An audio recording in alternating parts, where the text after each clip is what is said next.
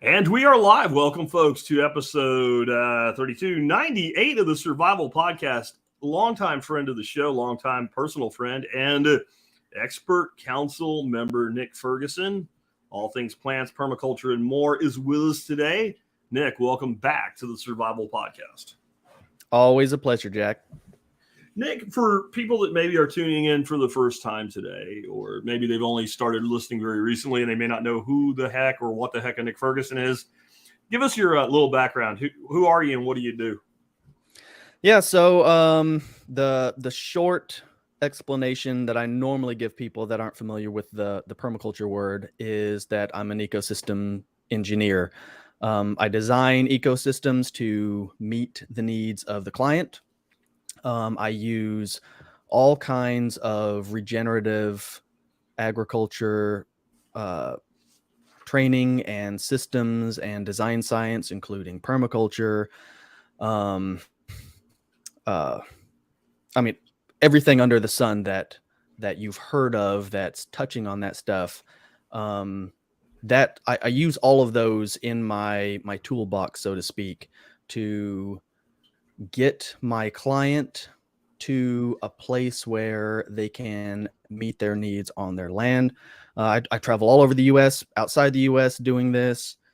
I also have a small nursery that is doing very well. We've been selling out for, I think it's 4 or 5 years running. We sold out every year.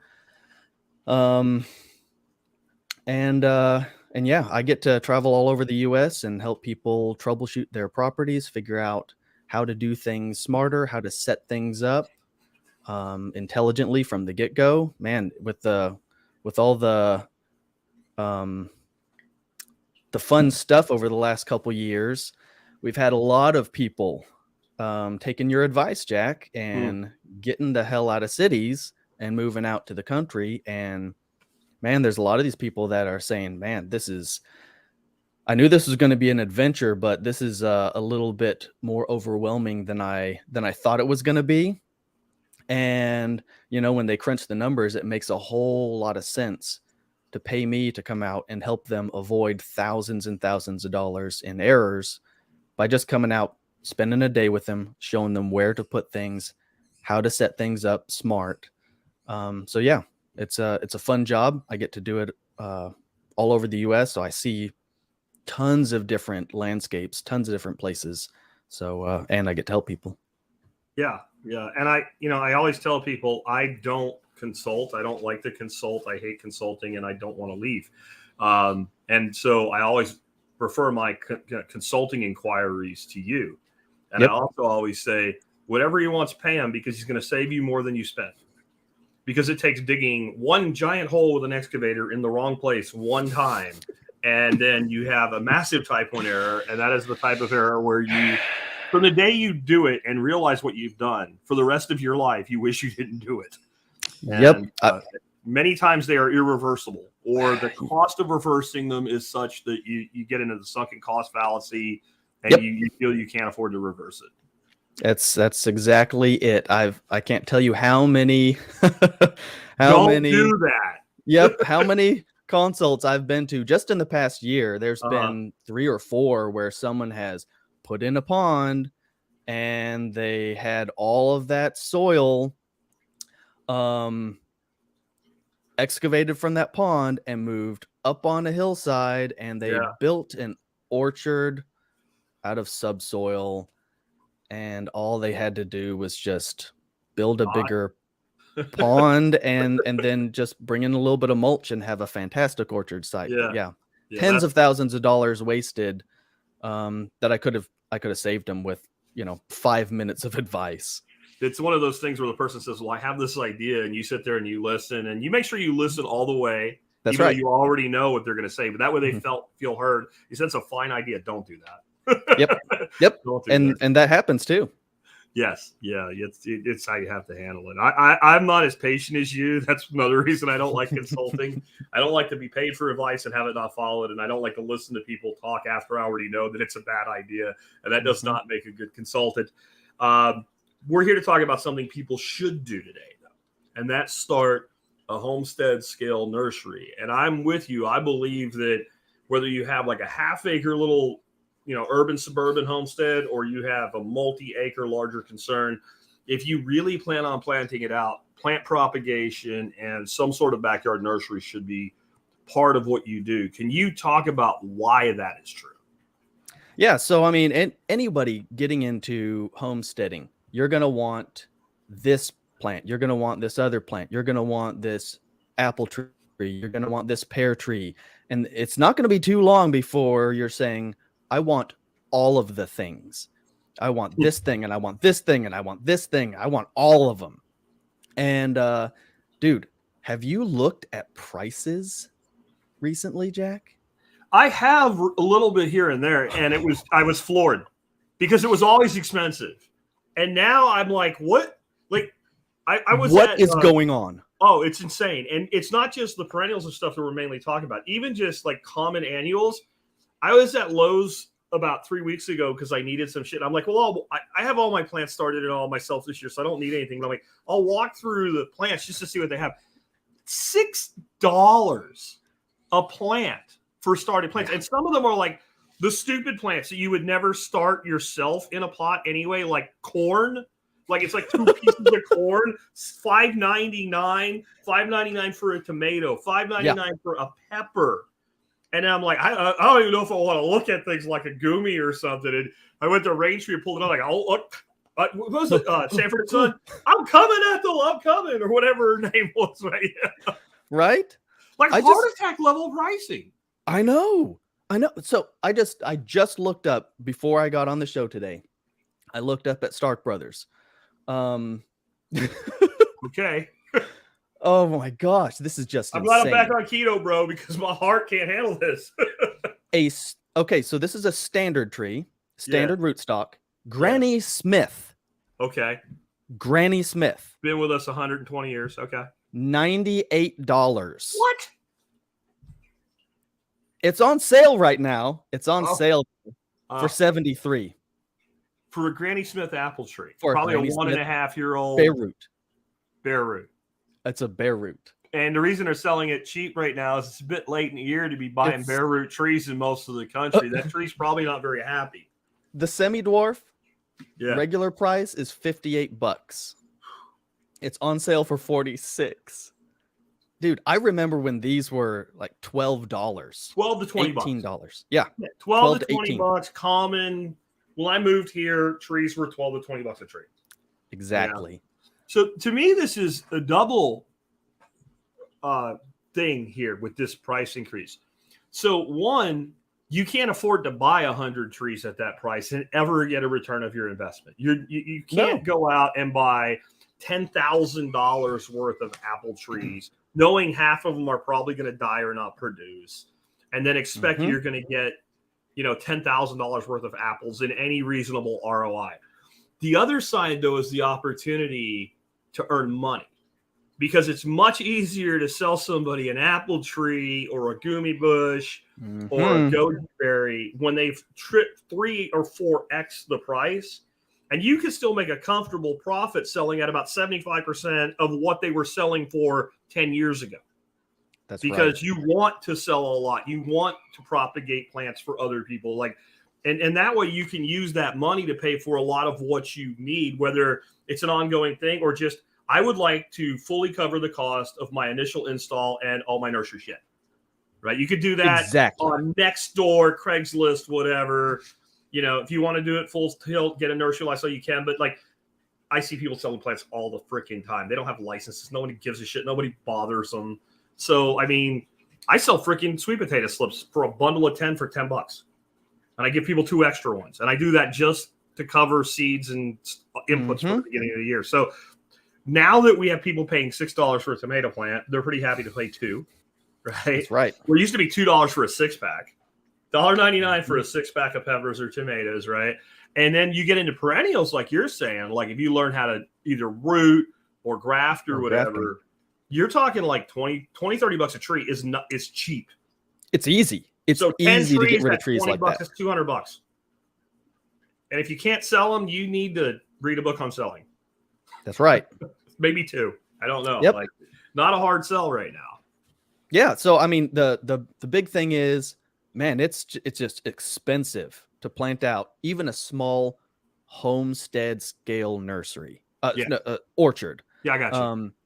Planting out something that small. I mean, 20, 30 trees and bushes. 20, 30 trees. Thousands of dollars. That's thousands of dollars now. Yeah. So, I'm looking at that.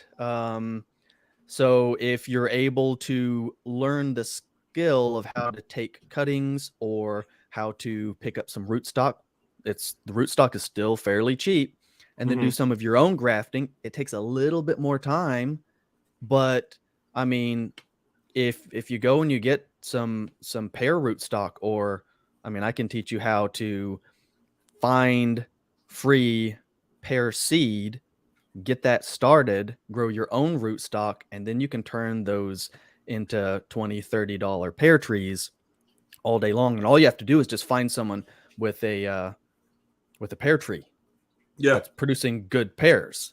Yeah. I was just at the feed store last year.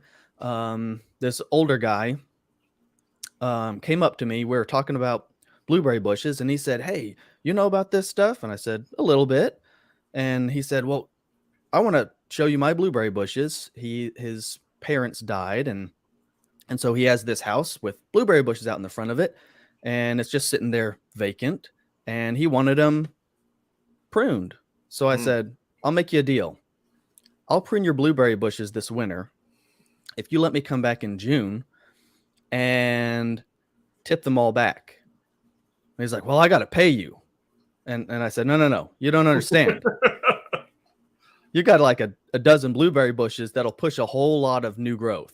If you just let me come and tip them all back, and I'll make sure it looks nice and neat and pretty, I'll just take those cuttings home and root them. I'm probably going to end up with 100 to 200, maybe 300 or 400 blueberry bushes out of that job. And it's just going to take me an afternoon. Yeah. And blueberry bushes nowadays, even 1 year old rooted plants, are at least $12, if not $20, $25. So, I mean, a couple hundred of those at $20 a piece, and they root in just a couple days, a couple months at $25, $32. Yeah. That's just my initial search, but yeah, I've got a blueberry plant emerald, $25.99, two pink lemonade blueberry plants. So you get two of them, $16 a piece, it's $32. Yep. And a jewel blueberry plant is $29.99. So that's how much your blueberries are selling for now. And that's I also wanted to bring this up.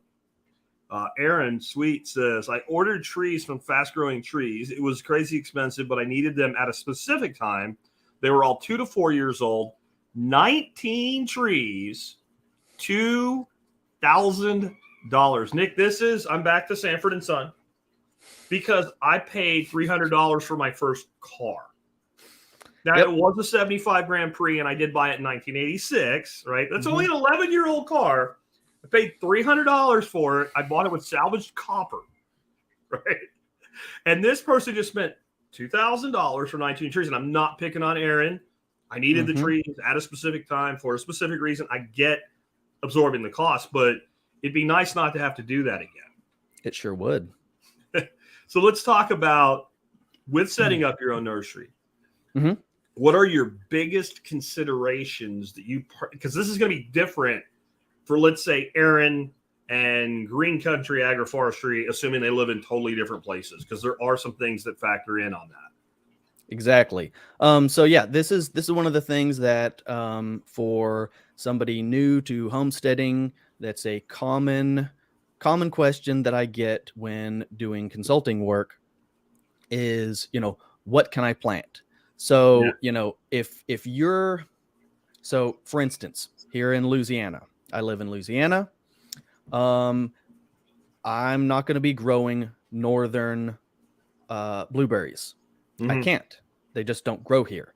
I'm not going to be growing apples here to propagate because they just fire blight and the heat. They just can't handle it. Fact check equals true. I can Yeah. testify to it, right? This is Yeah, not yeah. Apple country. Yeah, it's not Apple country. Yeah.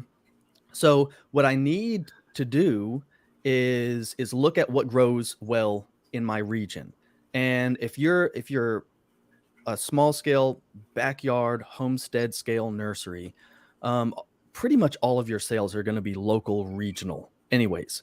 So you need to be growing the stuff and propagating the stuff that grows well in your area. And that's actually a major selling point, Mm-hmm. is if you can prove to your customer, hey, this grows great here because I grow it in my yard and I propagate these in my backyard and then I pot them up and they're here for you. So you can testify 100% that these grow well and can handle the diseases. So, some of those things are, make sure that the stuff that you're growing to propagate and sell is appropriate for your region.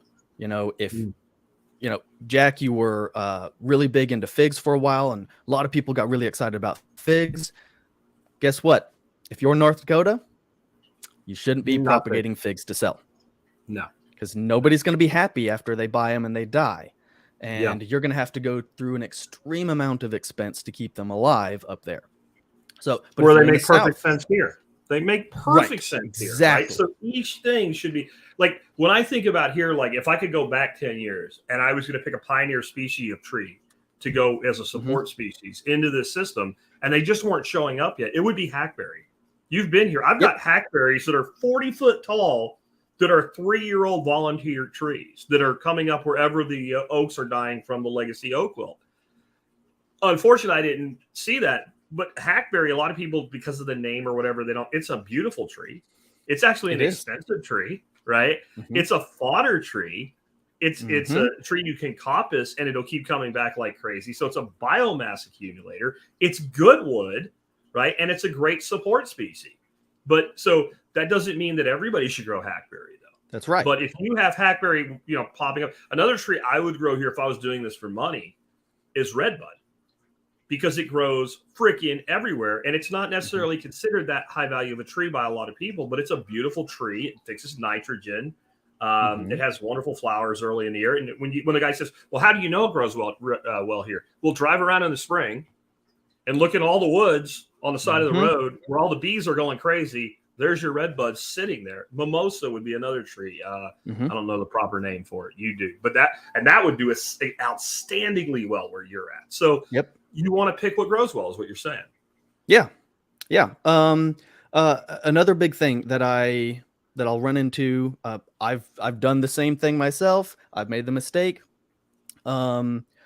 Is starting this project, trying to propagate these plants or set up a little nursery too far away from your house. Set it up as close to your zone 1, zone 0 as you possibly can. So zone 1, zone 0, you're in permaculture, your zone 0, for any of the newer listeners, is your house. Zone 1 is the places that you're walking or you're touching every single day.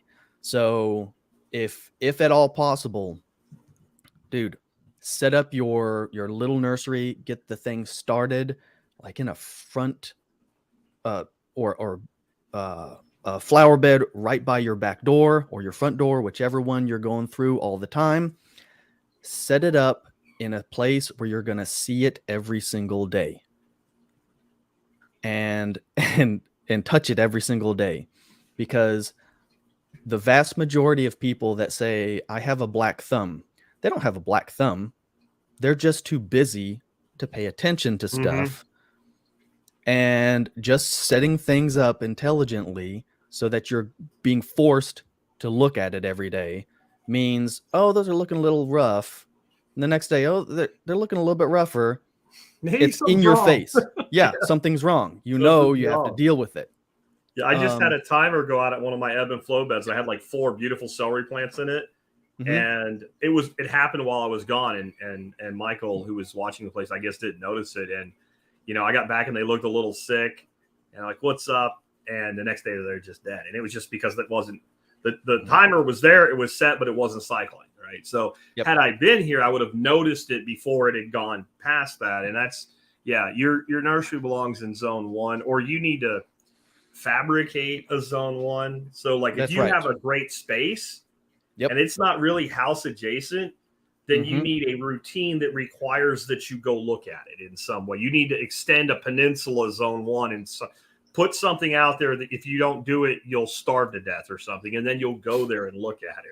Right. Yeah. I mean, and it could be something as simple as, if you have a morning routine where you go and you drink a cup of coffee and you read the newspaper or whatever it is. You sit down and you read a daily devotional, or you scroll the news on your phone. Pick somewhere that, it'll be nice to sit out there, and just put a chair out there, and then go out there, drink your morning coffee, scroll through the news or whatever, read your book, and enjoy that time. And that way you're kind of forcing yourself to get out there and look at it every day. Yeah. What's your biggest screw up, your biggest failure? Yeah. So kind of on this, put it close to the house. I had a seedling nursery. I was trialing a whole bunch of seedlings. And I probably had, I don't know, conservatively, I had at least 100,000 seedlings. And this was years ago. Okay. And I do a lot of consulting, so I have a lot of potential customers that want to plant the things that I'm growing. So I mean, 100,000 trees, I probably could not have sold 100,000 in 1 year. But a lot of those will live several years in the ground or in pots and just wait for an opportunity to be sold. Well, I had manual irrigation set up. I had these little timers where you just spin the dial and it'll come on for 30 minutes. And it was just part of my routine. I'd go out, I'd take the scraps out to the chickens, I'd collect some eggs, I'd look at the garden, I'd check on the plants. I hit my seedling nursery real quick, check on everything, make sure everything's good. If it needed water, I'd just spin the little dial and do the other stuff. By the time I was done with all the other stuff, it was done, so I could physically see that, hey, everything got watered. The pattern is still good. I don't have a clogged sprinkler head or anything. I can observe it and just double check on everything. Well, I don't know what bug it was, because this was before the Fauci-itis. Okay. And some nasty bug just took me out. I was like, I couldn't even think, Jack. I could not function.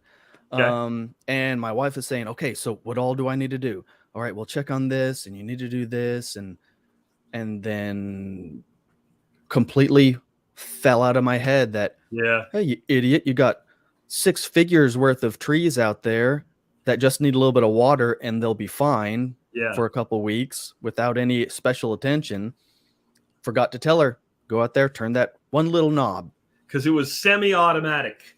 It was fully semi-automated, right? Like fully semi-automatic. It stops itself, but you got to start it manually. That's what I have in my garden right now.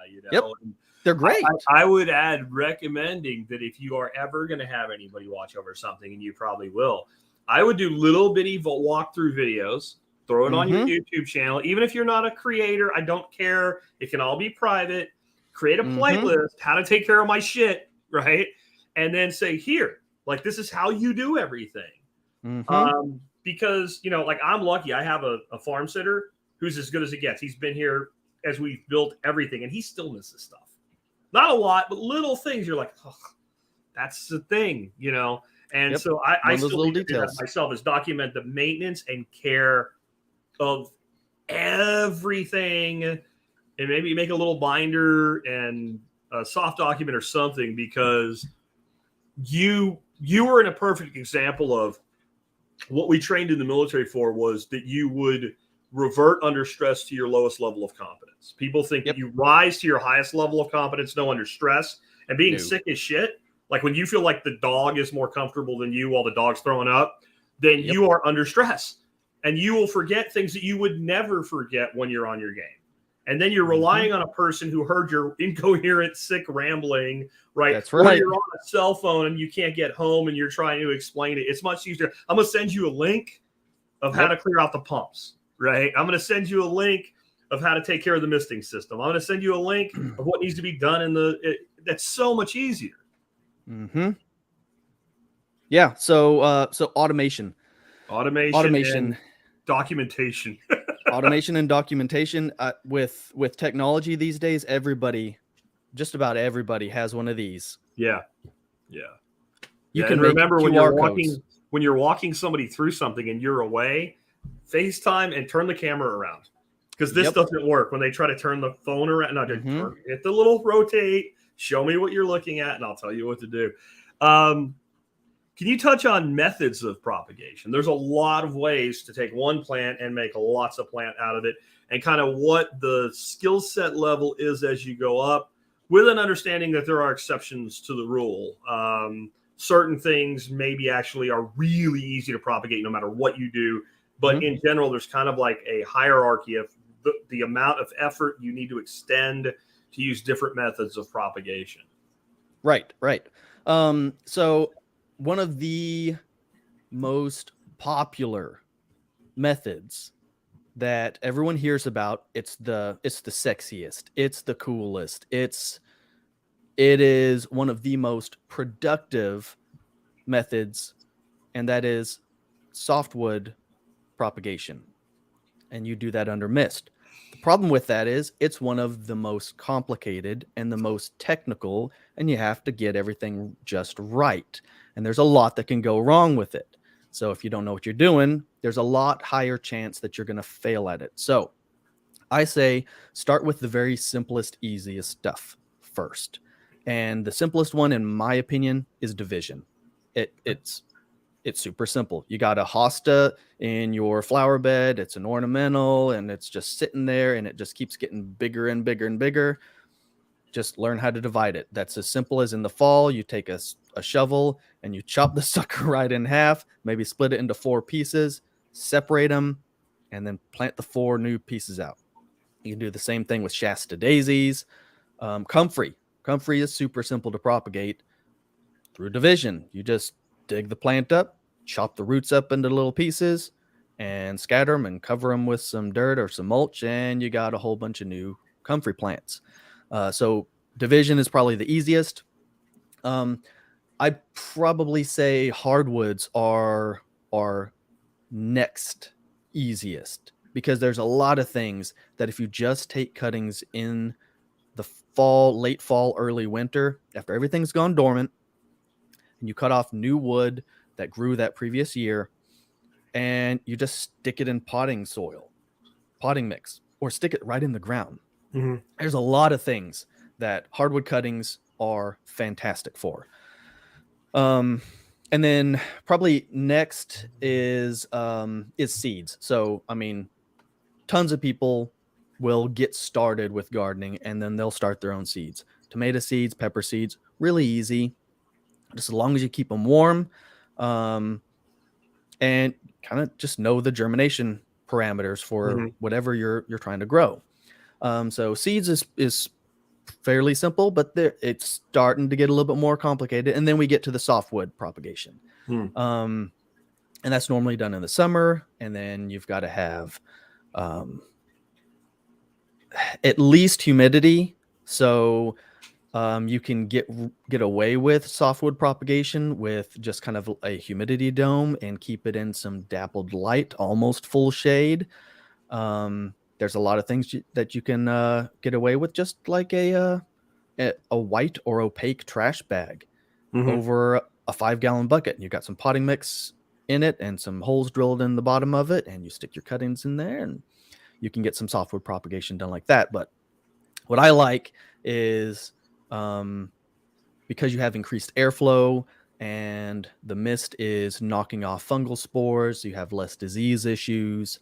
I like to use intermittent mist systems, and I'm putting one in a brand new system that I'm implementing a whole bunch of the little tips and tricks and changes to all the frustrating things of the typical in-ground mist bed that everybody builds. Yeah. I've got some workarounds to a lot of those issues that I'll be putting out in my course in the future. Cool. And I would say there are always exceptions. So Yep. on the softwood thing, like it's finicky and there's a lot of things that can go wrong. But there's certain plants that I grow here that are super stupid easy. They're like as easy as propagating like wandering Jew or something, where you just cut it and stick it in. Goji. If you can't get goji to root from a softwood, you put oil in your potting soil or something. I don't know what you've done.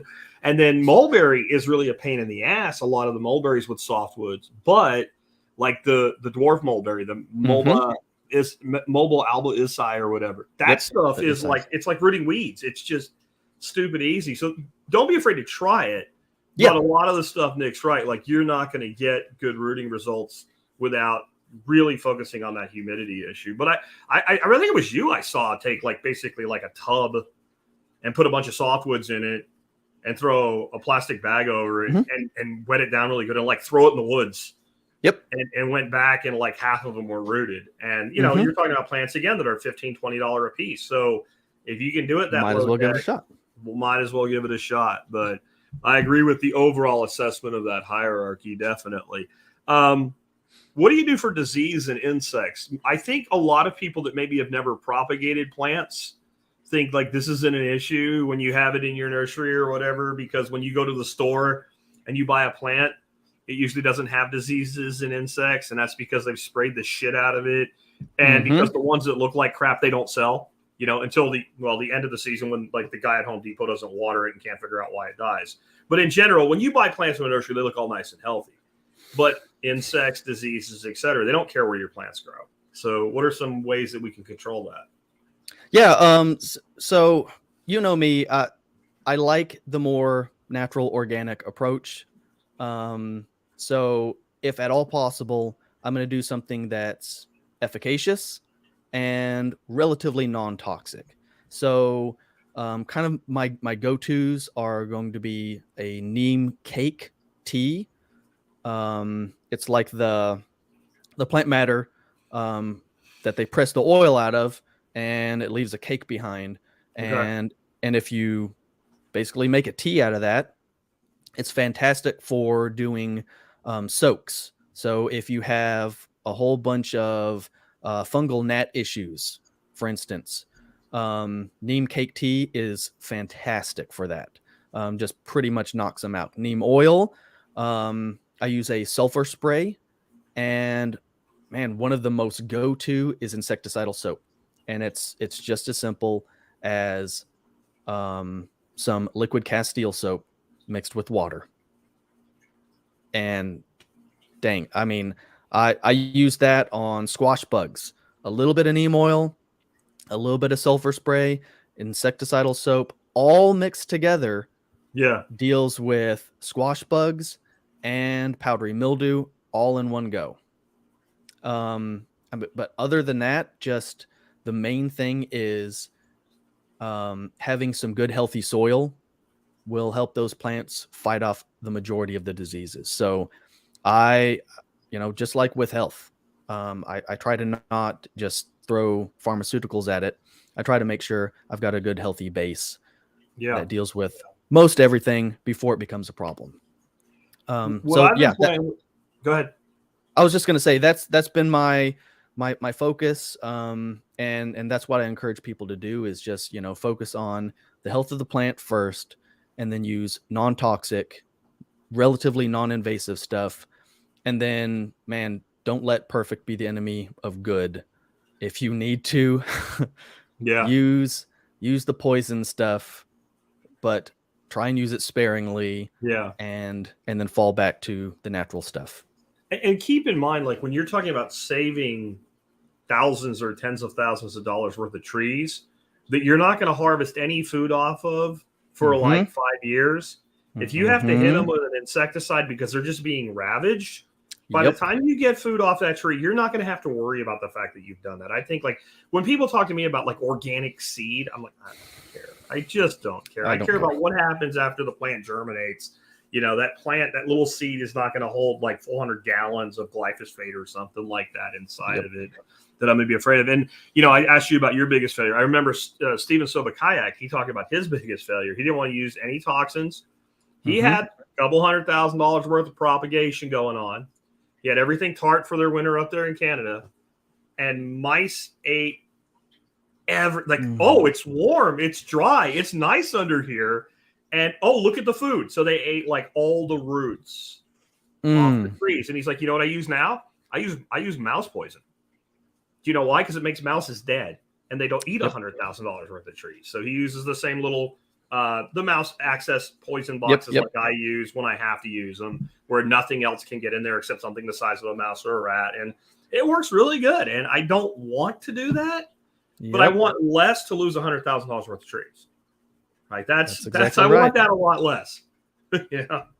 I'm sure some of the eco people have just been freaked out. Whatever. You don't have to do it, but you know, you might end up losing everything for, you know, your idealism rather than practical reality. On that same note, what about fertility? You know,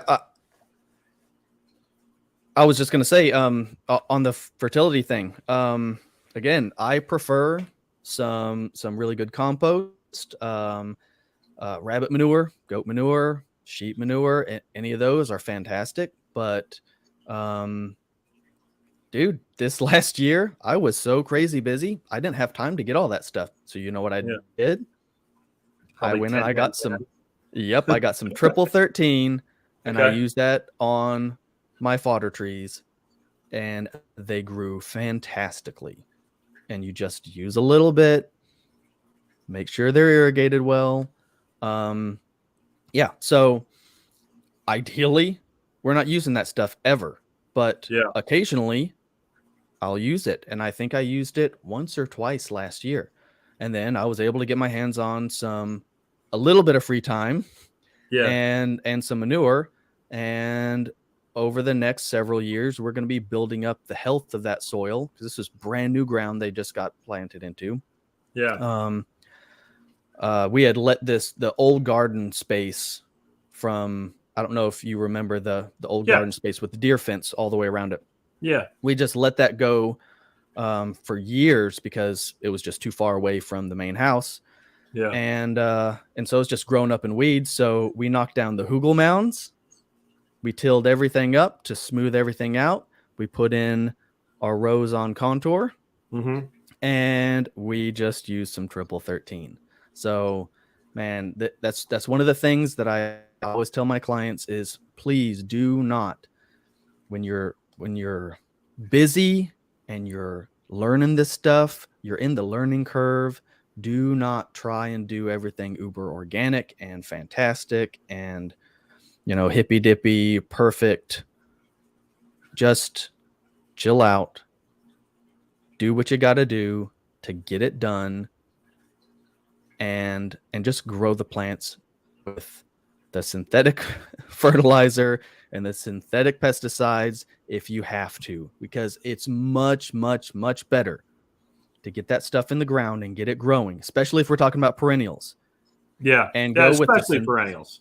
And go with the synthetic stuff for a couple years while you are building up some momentum, because these ecosystems take a while to build health and fertility, and they take a while to degrade health and fertility. It's not like I put synthetic fertilizer out there once and it's ruined forever. That's nonsensical. It's the repeated use across time that destroys and denutes the soil life. And it's all the practices that go with it, because you have that crutch to lean on.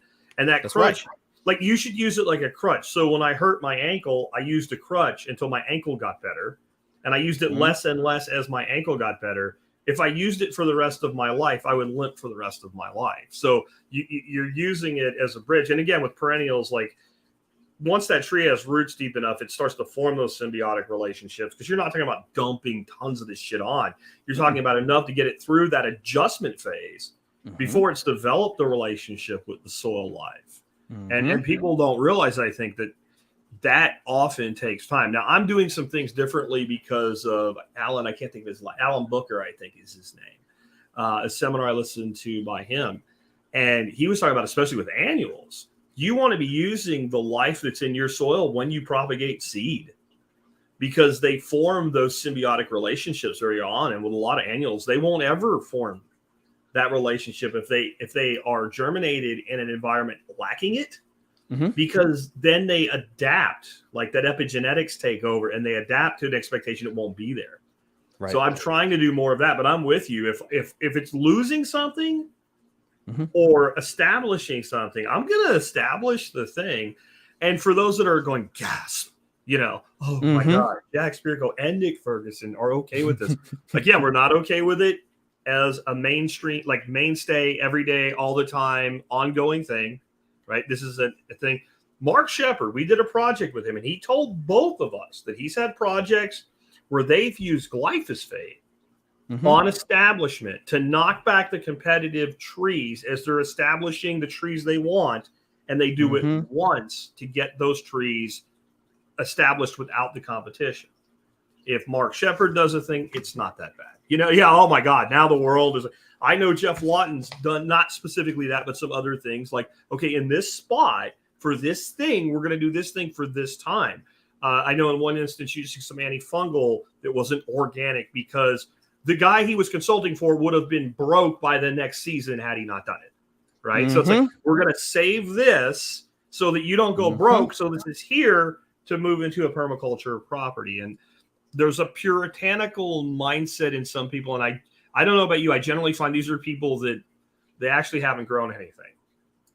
Yes. Like at all, even in a pot, right? They watch YouTube videos. They have an ideology, but nature will cure your ideology really fast if you give it a shot. Yep. Yeah. Nature does not care about your feelings. It just does right. it, right? Yeah. And like when I'm planting those trees, and when I'm starting stuff from seed, man, I use worm castings all the time. There's tons of good stuff in the worm castings. There's tons of those fungal connections that'll happen. And when I plant these trees, I'll often have a little bit of worm tea or a mycorrhizal inoculant that all of the trees get dipped in. Their roots get dipped in. In fact, I even ship my trees. All the trees that I ship get a mycorrhizal inoculant. I think that's one of the best things you can do. That is, and it's easy, and it only seems expensive in your head. It's not expensive. Yep. And if I'm doing that with every single tree that I ship out to my customers, you can do that with your stuff at home. Yeah. And that's one of the things that I do different than not once have I heard of a single nursery doing that with their plants. So yeah, I think that's one of the important things is, we can progress towards that uber organic, mindset and system. But man, just do not be afraid of getting started with less than ideal situations, buying stuff from a big box store, using those less than ideal things. And then as you get better and as you get, Dino-Myco. This is what I'm using this year, Nick. The reason I brought that up for those that are on the video for this. So I did some compost tea to inoculate biochar this year. And I'm like, why not add mycorrhizal fungi straight to the compost tea? So I put a tablespoon of this in a 5-gallon bucket, so about 4 gallons of compost tea, and aerated. I just hung it in a burlap sandbag for the tea bag. And I harvested that compost tea. I inoculated my biochar, my potting mix with it. And I had some left over. I put it out in the garden, and when I put it in the garden, I have that one wicking bed, with all the bee balm in it. I dumped it. There was only a little bit left. So I dumped it in the center. The center of it's like a foot higher than everything around it right now. But I forgot about the bag of the old compost and stuff, and I left it in a tub that I set it into so it wouldn't leak everywhere. It's been like 6 weeks. I found it yesterday, and it's just covered in fungal hyphae. Like the whole bag is, and it's dry. I don't even know how it's alive, except that it's indoors and it's shaded from the sun. It's just massive amounts from a tablespoon of that stuff. Yep, it's pretty cool. Yeah. So I'm with you on the mycorrhizal. I think it's one of the lowest cost investments you can make for the ROI long term, because especially, again, you're back to your perennials. That fungal relationship is, once it's in your soil, unless you kill it somehow, it's forever. It's forever. It's essentially, it's doubling the size of your root mass across time. So what's that worth? Big deal. What's that worth? What's a tree with double its root mass worth compared to a tree with its normal root mass? And that's the way I think it should be. It's not what it is, but it's the way we should look at it because of what that relationship enables. What are your thoughts on greenhouses? Everybody wants a greenhouse. I think greenhouses are good things, but I don't know that everybody needs a greenhouse. And I think there's different greenhouses for different purposes. Yep. Greenhouses are great. I am aiming to get one put up this year, but I've been doing this for years and years with no greenhouse. It's not necessary. They are a nice to have. They are not a must have. Now, there are certain situations, if you're in drylands, where you might want to strongly consider a shade house, at least. If you're up north and you're somewhere where you're going to have freak snowstorms or freak freezes, and you need to make sure things are timed well, a greenhouse is probably a really good idea. But for the most part, it's not absolutely necessary. And most people, they really just need a little bit of room to get things started. So if you're germinating seed, it might be a good idea to have a small greenhouse just so you can get some of your seedlings started and growing with a little bit more shelter and a little bit more protection. So it's not the most necessary thing, but there are situations where it can be really helpful. And there are situations where, if you're thinking about stacking the function of that in time, you can be starting seeds, and then you can also be growing things that wouldn't be able to be grown there, in your region, like for instance, house plants. So you could keep some mother plants indoors, and then you could move them outdoors for the summer and late spring, and then you could propagate a whole bunch of house plants outdoors in a greenhouse with that added humidity and the protection from wind, protection from rain if it's necessary. And I mean, that's, when we're talking about homesteading stuff, a lot of people, they get really laser focused on edible stuff. I don't want to do anything unless it's edible, right? Yeah. And they miss out on this amazing opportunity to make your hobby or make this season of your life of getting plants established, make that provide for itself. We've got a mutual friend, David. I love the mentality of make the hobby pay for itself. Correct. So if you're thinking about this and you're like, I just really want a greenhouse to start my tomato and pepper seeds. Yeah. And you're looking at greenhouses, and I'm going to invest 10 grand into a greenhouse or 5 grand into a greenhouse that's a decent size. Yep. Do you really need it? It might make your life a little bit better. It might it might enable you to have success where you otherwise wouldn't. So that's great.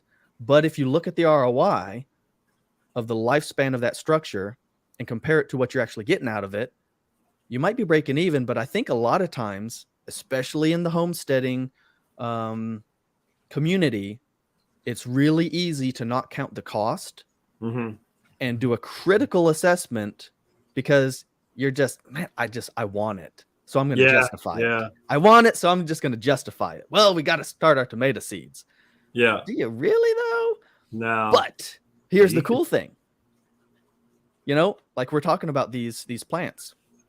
If you're able to stack functions with it, and do something like grow some ornamentals that people will pay stupid money for, that are quite easy to propagate, and you can use that structure for both things. So basically, you're using that structure as a side hustle to make, I don't know, houseplants, for instance, and boom, you're making money because, man, people will pay for luxury items, and pretty houseplants and flowers are luxury items, and they will pay stupid money for that stuff and not even think about it, not even blink twice.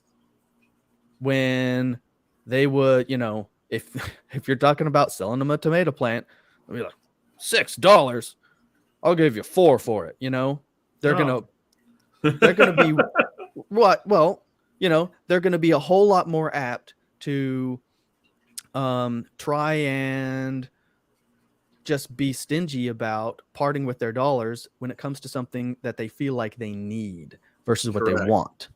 So you always want to sell to the want. People think completely backwards. And here's how I always explain this when I talk about business, no matter what it is. You get a person and they lose a job, get a pay cut, whatever. The first thing they do, they start looking at their can I switch electric providers? Can I get a better cell phone? Like all the stuff that they're just going to have is the first place they go to cut. But they'll still pay for seasoning open tickets to a baseball game, right? That they absolutely do not need. And it's a way to lose and lose with money. So in long term, lose in life, but it's what people do.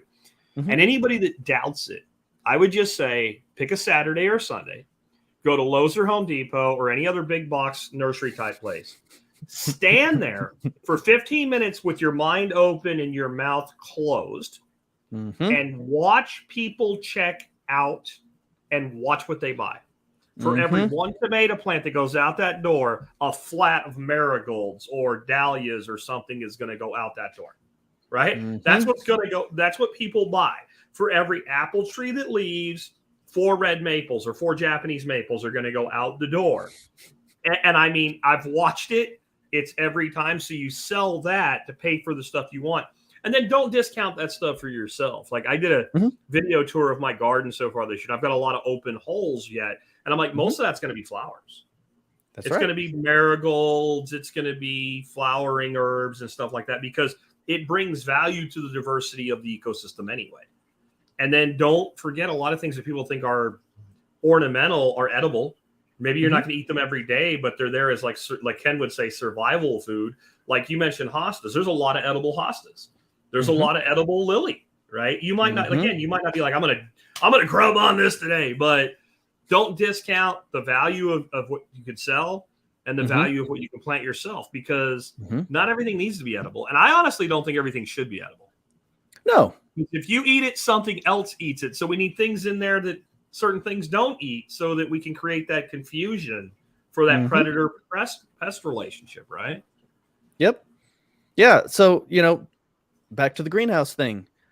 Do you need it? Well, probably not, but you might have an excellent opportunity to stack functions because I love it. I love stacking functions to find a way to pay for planting your whole property out to edibles and some ornamentals by just selling ornamental stuff. And it may mean success by putting up a greenhouse.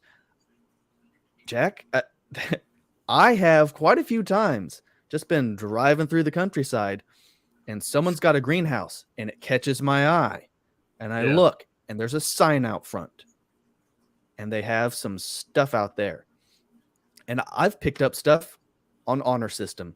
They've got a couple tables set out, and they've got perennials just grown out there, and there's a box, and they've got a price list. Here's a pot of rosemary for $5.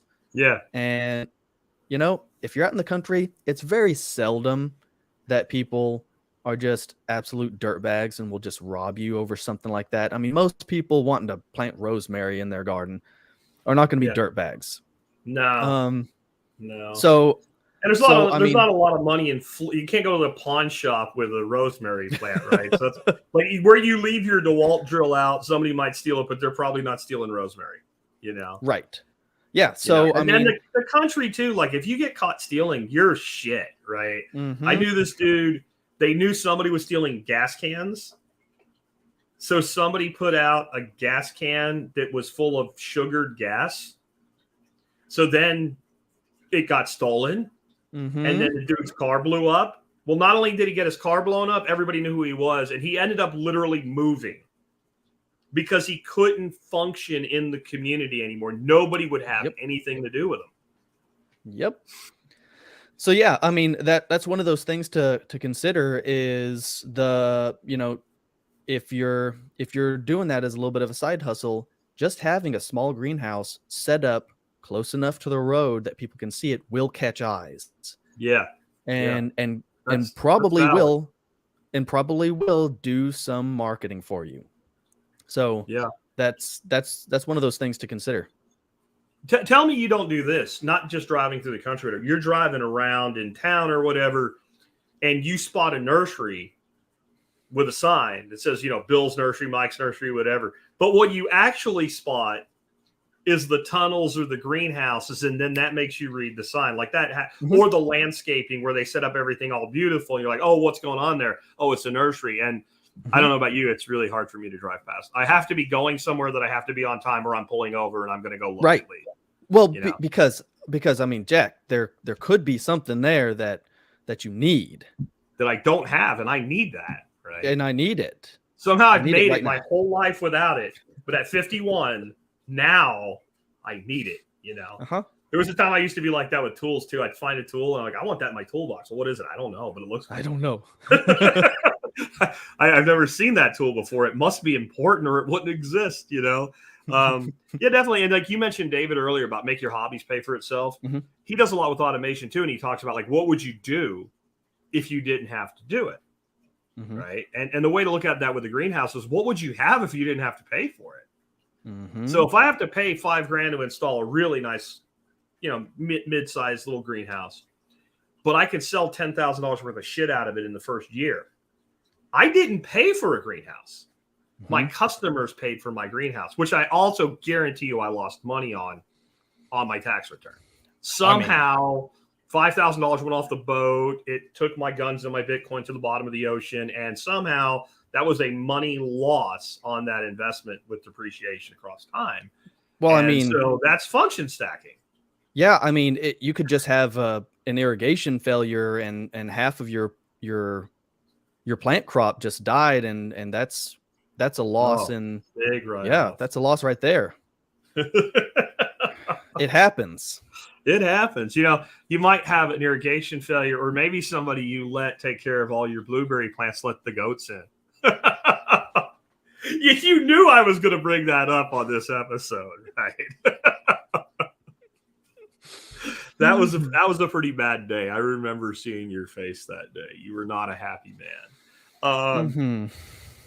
What is the cost of setting something up like this? I'm sure that's highly variable. We could put a $20,000 greenhouse in, and it's not even that impressive. But we also don't need to do that. So setting up a basic propagation operation where you can make plenty of stuff for yourself, plenty of stuff to sell on Craigslist or Nextdoor. What kind of investment are we probably talking? Yeah, so I mean, there's a whole lot of little tricks and sourcing you can do to set up something as little as free, or just stuff that you have laying around your house. So I've seen people set up a little tiny nursery and they get some stuff growing with stuff they had laying around, and they take that and they snowball that. They put what they made from that the first year and they snowball it into the next year. That's basically what I'm doing. So, I'm buying all of these blueberry and blackberries. I have, 20 different cultivars of each of them now, at least. Because I want all the types of blueberries. But the nice thing is I'm able to take those blueberries and take cuttings off of them and propagate them out, and then boom, I'm covering my costs. So, I mean, if you're going to be setting up an intermittent mist system, I would say probably somewhere in the $500 range to get an intermittent mist system set up with cheaply sourced extra stuff that you'll need. A lot of people think, well, I need all this expensive weed barrier fabric to put everything on. Well, that's nice, and that's great, but you don't have to buy weed barrier fabric. I mean, you could just put down an old tarp. You can put down an old billboard tarp. Those things work. Maybe not ideal, but sometimes you can get them cheap or free. Yeah. So yeah, I'd say probably around the $500 mark to get a decent, very well-rounded propagation setup going and functional. Yeah, I would agree with that. And don't be afraid to improvise. Like what I've been using this year to start all my annuals is red solo cups, because they're cheaper than every other option. Mm-hmm. And I was drilling them. And what I realized, when you drill them, you end up with all these little pieces and shavings of plastic, which I don't really want to inject into the roots of my plants. And what I figured out is you take a soldering gun, you let it get hot, and you can stack about 5 of them together, and you just melt 3 holes in the bottom, and you get perfectly melted holes without all the little flailings of plastic. So improvise and reuse. Like you want pots, go to Home Depot, Lowe's, etc. A lot of times they have stacks of that shit they'll just give you for free because they don't know what to do with it, especially toward the end of spring when you get into summer when all the plants die. They just dump all that crap out. They get their refund from Bonnie's or whoever, and they'll give away tons of the pots, the trays, everything. And I've also seen people like put out on like Nextdoor, hey, do you have stuff like that you want to get rid of? Because a lot of people go every year to the box store, they buy 30, 40, 50 plants. They plant all that shit. They don't want to throw the pots away, but they don't have a use for it. And I've seen people get tons of pots and stuff like that for free just by asking for it. Yep. I've even gone and talked to the outdoor sales manager for the big box stores and just said, hey, when you're getting ready to toss all this stuff, let me know, and I'll give you some cash just to be able to haul off all of the dead stuff. Yeah. Well, why would you want to do that? Well, it's got potting mix in it, and I could use it for some filler. Yeah. Well, what I do is I take home the dead plants, I dump them all out, I rinse the pots, and I've got pots to use, and now I've got a mountain of potting mix. Yeah. That potting mix isn't cheap. Yeah. Oh, no. That's your biggest expense. Yeah. That's a bigger expense than the containers. And the bigger the container, the bigger the expense of filling the container. Right. And I have found personally that I don't do 6-packs or even 4-packs anymore. I do at least like a solo cup size, even with my annuals, because you get so much more growth and root mass before that transplant.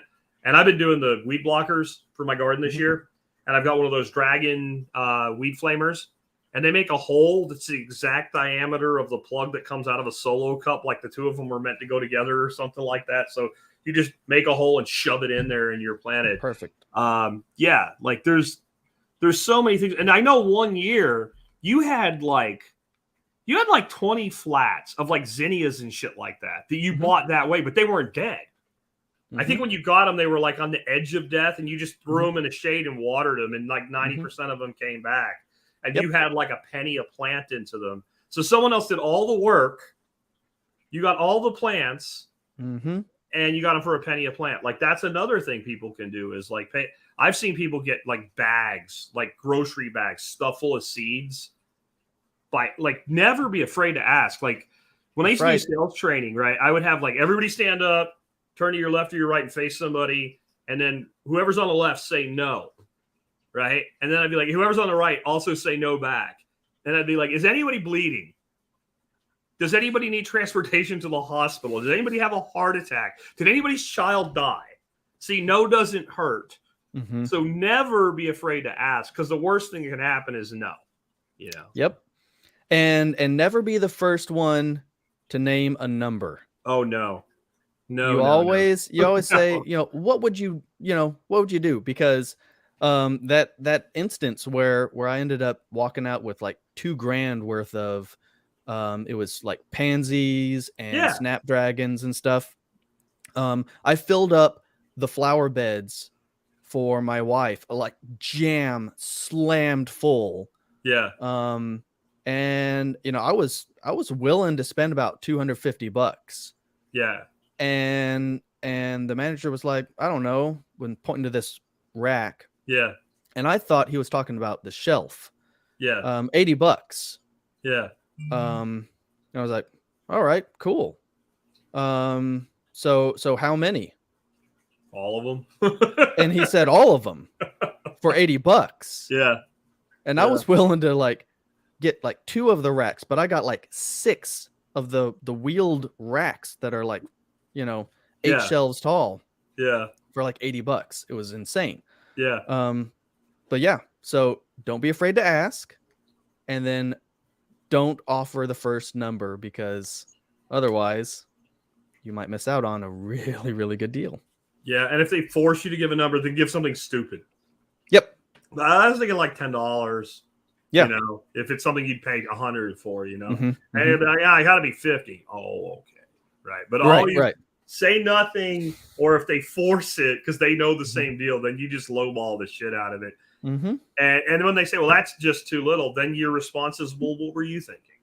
Yeah. And that's already drugged the number in their head down, because generally these people don't really care. It's not like pickers where the guys are driving around in a van and asking some old man that's emotionally attached to a bicycle seat or something. Like, it's none of that. This guy doesn't really care.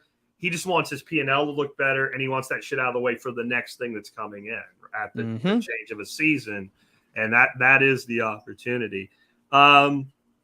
You've got a course coming up. You were hoping it would be ready today, but it's not. And before Nick answers this, it's the last thing I got on the agenda, guys. So if you have questions and you're on the live feed, I only have 3 in the queue. Now is the time. You have 2 people here that can answer all kinds of crazy shit about plants. Take the opportunity, put your question in all caps. But Nick, what's up with this course?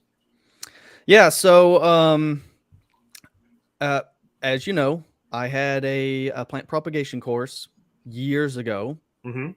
Did really well. People loved it.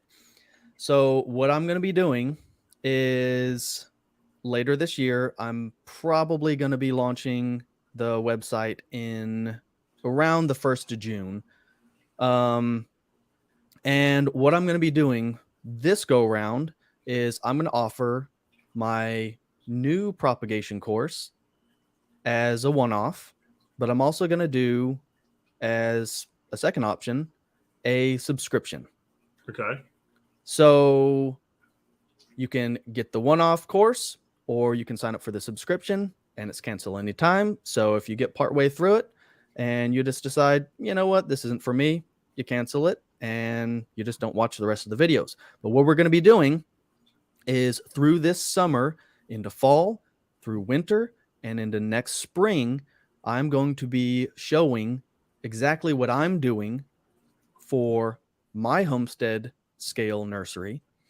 And because I'm in the South, if you're in Florida, you're going to be a little bit ahead of me, but generally I'm going to be just a little bit ahead of just about all of the country.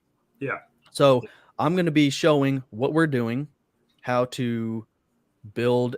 So in June, we're going to be showing how to build an intermittent mist system, and then how to take those cuttings, how to root them, what to be looking for, how to deal with the diseases. Let's see, what all do we have here? We're going to be doing softwood cuttings. We're going to do some simple greenhouse construction, show you how you can do something for a whole lot less that will do 90%, 80% of what you need it to do. I like that, the 80-20 rule. So if we can put out way less effort and get 80% of what we need done, man, that's a really good thing, especially when we're talking about shoestring budgets on homesteading stuff. It's really nice to be able to do something a little bit cheaper than, a delivered or constructed by a company greenhouse kind of thing. So we're going to be doing some simple greenhouse stuff, and we're going to be talking about, later that summer, the weeds, diseases, insects, heat, etc. All those things, how to manage and mitigate those problems. We're going to go over stuff on the inside of the greenhouse, some quality of life things to help make your life a little bit better when you're working in a greenhouse. Let's see, automation and irrigation. We're going to be talking about transplanting, hardware considerations. So a lot of people think, well, I need this certain set of pots or this or this or this. I'm going to cover a whole bunch of that stuff in the fall and into winter, when it's kind of a dead season. And then we're going to talk about propagating mother plants. And then later that winter, we'll go over hardwood cuttings. And late winter, we'll talk about division. And then winter pruning, of course. And then when we're getting towards late winter, early spring, we'll get into grafting. And, like we talked about, let me pull up those prices. I mean, when we're talking about $90 and $60, $75 fruit trees, I mean, it doesn't take long to graft. I mean, the pear trees were stupid simple, and I'm going to be teaching in this course how to take pear seed from just an ornamental pear tree they're all over the place, how to take those seeds, how to get them cold stratified. Oh, that was one of the things in fall. We'll be covering seed starting and cold stratification. That's kind of wizardry to a lot of people. It's really simple. We're going to make it really simple and easy. But I'm going to be showing you how to take those pear seeds, grow your own free pear rootstock, and then graft the pears. And pears are one of the easiest things to graft. And when we're talking about $20 to $100 a tree, man, that's a really easy way to get some wonderful fruit growing on your property. Pears are great livestock food. It's a lot of carbs. So, and they live here. And yes, if something lives here, and when I say here, I mean my farm. If it lives here, it other than if it gets too cold somewhere else, it will live anywhere. Right. Yeah. So I remember I had something die one time that was really hardy, and you looked at it, you said, well, your mistake was you planted it here. Right here. I remember that. You planted it here. Yeah. I mean like, you mean the spot? You mean like here. Right. No, here. So, I tell people, even if you're carnivore or paleo and you're not into eating all these fruits, you can still propagate and grow them to feed your livestock, to make your livestock fat. Mm-hmm. That's an excellent thing to do. And then you can take those cuttings off of those and make them into money. And then later on in that late winter, early spring, we're going to talk about some sales and marketing. And then we will finish it all up at the end of the year. And then that video course will be concluded. And then in addition to that, we're going to have other video courses that we're going to be filming consecutively, like tree fodder, for those of you who are interested in growing fodder trees and don't know exactly what to do with them all. We're going to be covering that stuff and some gardening stuff. So I've got some a nice schedule all worked out for what all we can be producing. But I think that's gonna make it possible for me to scale up, because I can't be everywhere every year. I mean, there's only so many stops I can do. My July consulting tour is pretty much jam-packed full. I'm going to be gone for almost a month, I think. And that sucks. I don't miss those days, Nick. I don't. Yeah, I lived that way for 20 years. That's probably why I don't want to do it anymore. Yeah, But I can only make it to so many stops. So what I see this is a way for me to get to more people and get them the information to make smart choices on their properties and save a lot of money and even make a lot of money. So we're going to be covering that stuff. And then depending on how well this goes, I plan on doing what will essentially be a practical PDC a little bit down the road. Okay.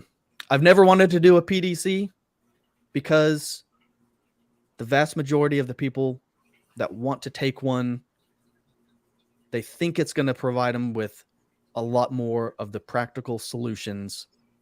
And it's, man, you and I both, like wanting to know how to redesign your home, like interior decorating, and going to architecture school. Exactly. That's the best analogy I've come up with. Like, you're going to architectural engineering school and you're taking a 1-year college course in 10 days. Yeah. That's what a PDC is. Bill Mollison said, it is an inhuman course to learn, but it is a totally inhuman course to teach. Yeah. Right. And he did it for 20 years. So he knows something about what he's saying. Basically, I take a year of college and cram it into 10 to 14 days. And so it's a great thing. Yeah. I think anybody that understood what they were doing would benefit tremendously from a good PDC. But I think that most people's expectations are such that it will prevent them from doing so, if that makes sense. Yeah. So I've been working on this for quite a while now. We've talked about it for a couple years now. And what I'm trying to do is produce a course that is going to that Pareto principle is going to get people 80% of what they need and get it into their hands for way less than a consult with me. And that's going to help me financially with my goals. And it's going to help far more people because, every year I have clients that I can't get to. I'm sorry. Because there's a waiting list. And man, that really stinks because I know I could be saving them thousands and thousands of dollars, and I can be saving those clients years of misery and banging their head against a wall because they just, they didn't know exactly how to lay things out or set things up in a smart way to prevent, half of the problems that they're running into. So, well, and when you do take consultants, I think you'd agree your best client is an educated client. Yes. I would actually say it's a completely stupid client that knows they're stupid or a fully educated client. Both are great. It's the one in the middle that fucks everything up. Yeah. I mean, it just does. Yep. Yeah. And it's the people that know enough to be dangerous that struggle the most. And they've done something before you get there. That's the other thing. They've already done a thing. Yeah. Yeah. And as much as I love showing up on a client's property and saving them $10,000, $20,000 in 20, 30 minutes, I love doing that. I would love to be a positive change in far more people's lives every year than I'm currently able to, just because of the way my business is built.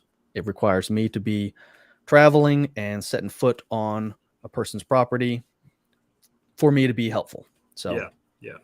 Let's take some Q&A here at the end. We'll kind of go as fast as we can since there's quite a few of them, because I opened my mouth and said we didn't have any. And boy, did they come fast. Michael, who's been waiting since the very beginning, what are some good options for food productive shade trees for a front yard? He's on only 1/10 of an acre in a 1950s house. There's some limitations there, because if you want a shade tree, you've got room for 1 or 2 trees. Right. Okay. Food productive. Grow a willow tree and train freaking butternut squash up the trunk.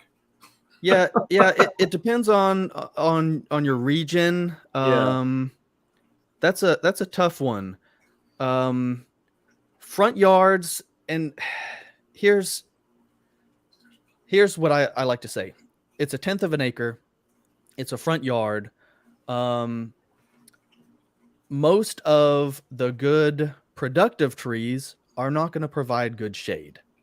So I would lean a whole lot more towards and he's in Michigan. I forgot. In Michigan. In Michigan, right? So now you've got a climate region too. All right. Yeah. So I would look at a more standard size fruit tree. But here's the deal. If you're planting a fruit tree, then you are going to either stay there for the rest of your life, or you're going to create a sales hindrance for your exit strategy. 90% of people do not want an apple tree in their front yard that's going to drop smelly apples and stink up their yard every fall. Yeah.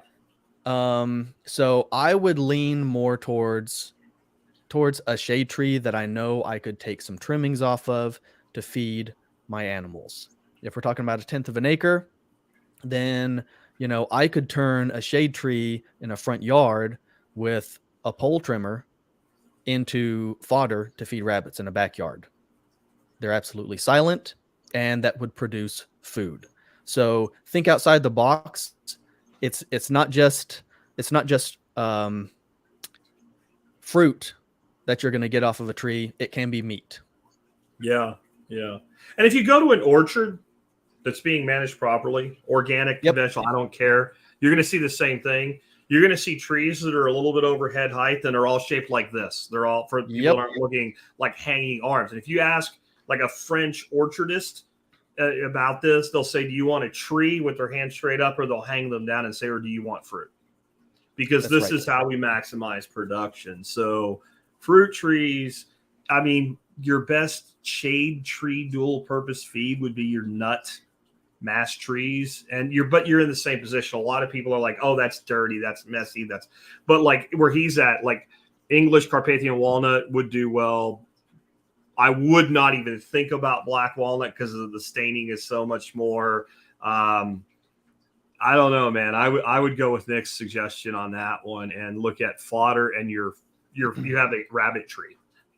Yep. Right? You have a rabbit tree, You have a rabbit tree from a rabbit tree, right? Mm-hmm. Yeah. Here's one of the, just to kind of piggyback on that. One of the exciting things that I'm actually bringing to Rare Plant Store in the future, Jack. I don't know of any place, any nursery in the world that sells male fruitless white mulberry. Interesting. I am going to be selling male fruitless white mulberry. So if you're worried about fruit staining and making a mess in a front yard, because mulberries drop lots of berries, yes, they do. And they get stuck in shoe treads, and you'll track it all through your house and stain the carpet, and they make a lot of mess. And then the birds will eat them, and you'll have purple bird crap all over your cars. And so your neighbors, and then they're really angry. Yep. So if you're wanting something that's going to have a really good quality protein leaf that you could grow in your front yard, and they're pretty trees, white mulberry grows from Florida to Canada. So I'd look at that. Okay. Awesome. So Ronald says, do you use any beneficial insects? And after you give that answer, I have a funny cautionary tale to tell. So I've brought in some in the past, but what I'm looking at in the future are nematodes. Yeah, I think so too. Yeah. So the beneficial insects, I mean, the main thing that I like to use a lot of are earthworms. They're the main thing that I use, and I'm looking at bringing in some nematodes. And I mean, as far as like ladybugs, I mean, they're fine, but if you ever have to use insecticidal soap, then you're going to kill the ladybug nymphs. So generally, I'm so stinking busy. I just don't have the time to do things perfect, uber organic. So I'm leaning more towards just put out the insecticidal soap, knock out the aphids, and I let ladybugs just do what they're going to do elsewhere. Yeah, and remember, Nick's talking about nurseries today, not gardens. Those are different things. Though, last year I bought the little cards for the trichogama wasps. And you keep them controlled on temp, and then you can put out every so many weeks through your growing season. And I have lots of ladybugs. Turns out ladybugs eat trichogama wasps, especially the little eggs before they hatch or right as they're hatching. So I put the little card out, and I went out the next morning, and it was crawling with ladybugs. Adult ladybugs, not the nymphs. Oh, no. Like wolves. They came, and they killed all the sheep, and there were no wasps. And I tried different places to hide them, and apparently it's not hard for a ladybug to find these things. So no matter where I put them, the ladybugs eviscerated them. So I decided I'm not going to buy any more trichogama wasps, not because they don't do their thing, but because my ladybugs will eat them before they get, and I'm sure once they're out and about, they're fine. So I would have to find some way to like leave something with little enough holes for them to get out, and maybe I'll play with it again. But just realize that everything eats something. Right. And I've got ladybugs galore. Like I was out pruning up pruning off suckers off my tomatoes and training them up and all this morning. And I found little lady. You can see the little lady. They look like they kind of remind you of the thing they put in the ears of the guys on Star Trek, the Wrath of Khan, right? I know exactly what you're talking about. But they are an amazing little predator, but they will eat your trichogama wasps too. So be careful what you invest money in on beneficials. Right. My thing is that if you do good practices, you'll build up endemic native predators, and then don't overestimate the value of things like praying mantis. They're really cool. I love having them around. If I see an egg case, I never harm it, but it's a one-off generalistic predator where things like lacewings that are going to hammer specific pests. That's what you're really looking for. But I'm with you. I think nematodes are like the most overlooked beneficial organism because they're not really an insect in the garden. Best resource to find plants that grow well in what environments? Just moved to from PA to Texas. Desert, big difference. And you know this guy, Dennis, he's been at quite a few of the workshops. So he's living out by El Paso now. And he wants to find out what grows well there. My advice would be first, like, look around, see everybody that's growing cool shit in your neighborhood, drive around, meet people, and go talk to old ladies and old men that grow shit because they've been there a long time and they know. That would be one place. What are some other thoughts, Nick? Yeah, so one of my general sets of advice on this specifically is look for your closest ag extension agency. Okay. They do grant research, and they trial stuff all the time. They are one of your best local sources for general plant types that grow well and that handle the diseases and the environmental conditions. So they're going to have, generally they have a list of, these are the cultivars that do best here. And this is what we recommend for X, Y, and Z. And you know, I'm always looking for ways that I can get back a little bit of the value of the tax dollars that get taken out of my pocket. And that's one of those ways that, just asking a question. Oftentimes they'll just email you a handful of PDFs and there's lists of things. And then that'll kind of give you a jumping off point. You can say, all right, well, these grow well here and this and this and this. And then you can kind of hone it down from there. Back on the guy that was asking about the edible shade tree. In the comments, he just put a maple in like everybody else in the neighborhood. And I said, well, in your climate, maple does produce an edible. That's true. You could be making some syrup and, hey, tap all the neighbors' trees. There you go. Right. And offer them a share of the syrup in return and then you've got a cottage industry and use that to buy whatever you want to do next. This next one doesn't sound so much like a question, but I guess it is. And I'm going to say the question is, how do I prevent this? I live in a North Carolina eastern area, and I've been through 3 figs, and they all died. And the only reason I know it's a question is because it does say question mark at the end. Stop planting figs. No, I mean, it depends, right? Like, I don't know if you're killing your figs or you're buying poor quality fig.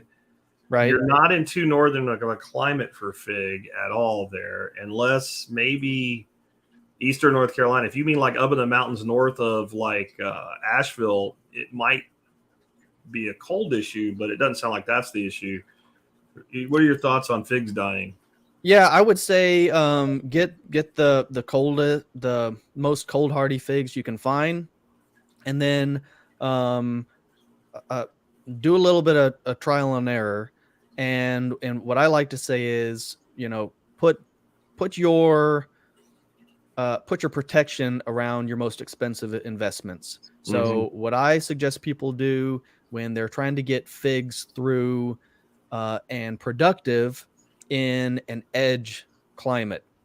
So if it's just far north enough that they're going to die back to the ground and they won't ever put on any fruit, then what I suggest people do is get some square bales of hay and basically make an insulated wall around the base of the tree. And you'll want to do it about the width of the square bale and stack it up about 2 high, and then fill up the inside with either shredded leaves or hay as insulation. So, you got your square bales set on their sides and you stack them up 2 high, and then you fill the center and you prune that fig down to where there's a whole bunch of branches contained inside that hay box, and then cover it, put a piece of plywood or something over top and a tarp to keep it dry. And so if it stays pretty dry underneath there and covered up like that through the winter, I've seen people in climates where they can't grow figs get them to produce well. So that's probably what's going on, unless I knew exactly where you were and a whole list of other questions about it. Normally what it is they're not getting established and you're having a hard freeze and it's just hitting that crown too hard. And it would make it if it established, but it's not getting established.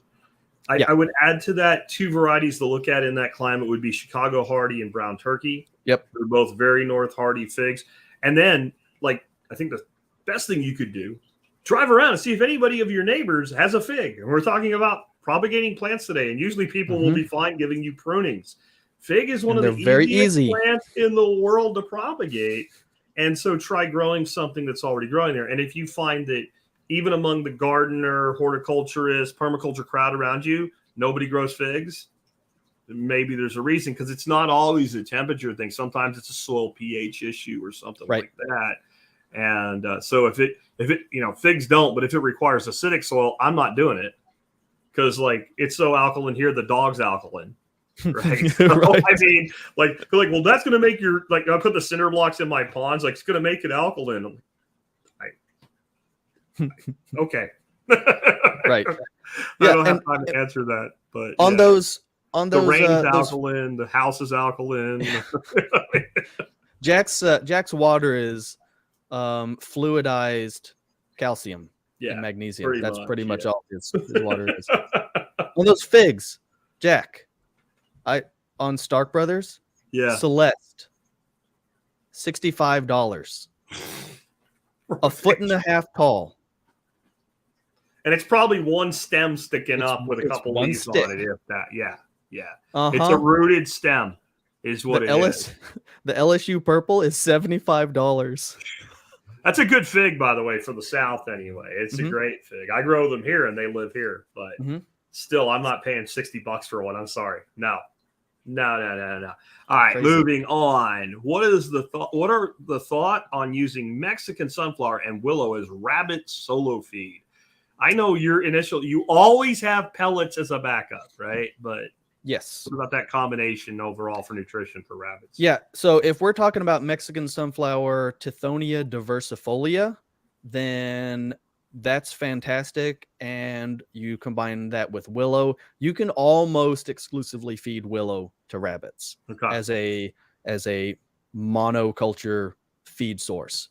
I always encourage people to have diversity in their feed, but the only reason why I say that is it's such a good feed for rabbits. You can pretty much just feed them willow. So, adding a little bit of Mexican sunflower, Tithonia diversifolia, to that is perfectly fine. They're not that happy about the poplar. They mostly turn up their nose at it, but the white mulberry is fantastic. So my guess is if you're asking about Mexican sunflower and we're talking about the Tithonia diversifolia, you're probably in Florida because it's very frost tender. So if you're in Florida, then man, one of the kings of fodder trees that you should be able to grow very, very well down there is mulberry. So I'd look into white mulberry also. All right. Let's move along here. What is the easiest plant to start growing for profit that sells well? Depends on where you are, but like for me, it's just, I don't know how many people you're going to find that want to buy it, but one of the easiest things to propagate in the world, and they sell for a lot of money, is goji berry. I've got a goji bush outside right now that the only reason I haven't pruned it back is because I didn't get it done in the winter. And there's a dead apple tree that's about 8 foot tall that died last year in the drought, and the thing consumed the apple tree. Mm-hmm. But I could probably make 10,000 goji plants off of that one plant. And you stick it in wet soil, throw it in the shade, and in a week it's got roots on it. And in 3 weeks you can plant it. Right. So that's fast, but it's limited. And I don't know. I'm back to like, if I was like just concerned about making money from plant propagation, I would go to your local box store and I would sit there and take inventory like I was running game on a blackjack table. And what do people buy the most of in your area? And then go sell it for half of what the store sells it for. What do you think? I think one of the easiest things, my boys are propagating and selling lemon balm. Yeah, all the mints. And mints. Yeah, all the mints. Yeah. Because it's as simple as you pinch off a little branch and you stick it in some potting soil and bam, you got a new plant. My granddaughter's doing that with iced hazelnut mint right now, selling it to family members and stuff like that. Mm-hmm. $5 a 6-pack. Yep. You know, and it's teaching her business. It's teaching her taking care of plants. It's teaching her the most basic propagation. Sure. I just bought, I don't know the proper name for it. The plant that I've always called Wandering Jew is green, but this is more of it looks like it, but it's purple and white variegated. It's that and some other things. And it's a giant hanging basket of it. And like, I'm the guy that when I go out, if I can buy something my wife will like, and it's $20, I'll buy it because it's a nice thing. So it was this, and 3 of them looked like crap. And the one was beautiful. I paid $20 for that. And that's the reason I bought it is I'm like, well, I can make 1 million of those and use it as a ground cover because there's a lot of those vining, more tender perennials. It's the same as mint. It's cut, stick, grow. And sometimes value add is another thing. Instead of just selling plants, like that little hanging basket, it's probably a $2 pot under there.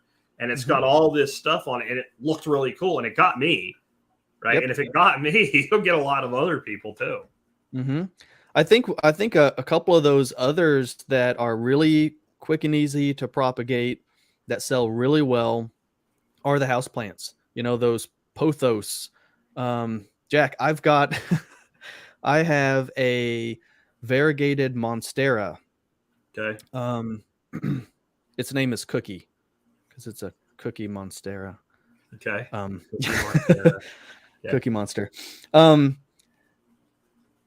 Look up the I'll just tell you what it's stupid, Jack. This is insane. Okay.